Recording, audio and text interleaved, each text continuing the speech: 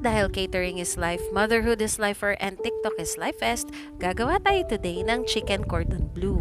The first thing we need to do is ninipisan natin yung chicken breast.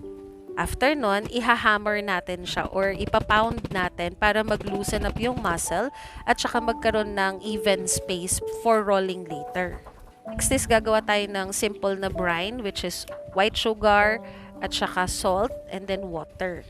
Babad natin ito for 1.5 hours or 2 hours at least para lumambot at pumasok din yung flavor sa manok. Next is we will prepare our coating. So that's the panko breadcrumbs at saka cornstarch. Magkahiwalay siya na container and then we will beat our eggs. Depende na sa'yo kung gaano karaming egg yung makukonsume mo. Sunod, hiwain na natin yung ating cheese. So, baka may magtaka bakit hindi yung slices na or sliced na cheese na yung ginamit ko. Later, you will see why. Tapos, you can use any kind of ham. I use the CDO sweet ham. Kapag complete na yung ingredients mo, nasa sayo na yung kung ano pang gusto mong stuffing na ilagay. Pero pag kompleto na yung ingredients mo, pwede na tayo mag-roll. Ilalapat mo lang yung chicken breast mo and then put the ham and then add your cheese. So, dahil gusto ko evenly rolled siya, pinipira-piraso ko yung cheese para mamaya kapag inikot mo siya, yung kabilang side, meron pa ring cheese. Ayan. So, 'di ba kapag tiniklop mo siya, hindi siya later magro-roll with the cheese. So, yan. Makikita mo, I'm rolling slowly. It's very slippery. You can dry the breast if you want to. On my end, I like it wet para kumapit din yung crumbs later.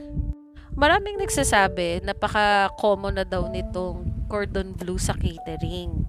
Pero ako, every time nakakakita ako ng cordon bleu sa cater, nai-impress ako kasi hindi to madaling gawin.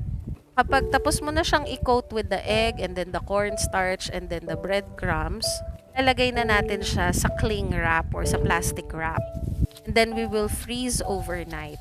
Yan, makikita mong buo-buo na siya. I-dunk mo siya ulit sa egg and then coat it finally with your last coating na breadcrumbs or the panko crumbs. This will ensure na hindi lalabas yung cheese. Tapos yung plastic kanina will ensure yung sizes natin are even. Kasi mahirap magluto ng pare-parehas na oras kapag hindi pare-parehas yung kapal niya sa loob. We all know ang chicken breast mabilis mag-toughen. So kapag may nag-ooze out na cheese, that is your call or warning na luto na yung inside niya. So we just put it in the oven for a few more minutes para sure na sure tayong evenly cooked siya. And then wait for it to cool down before slicing it or else malalabog yung cheese mo. Yun lang. Thank you.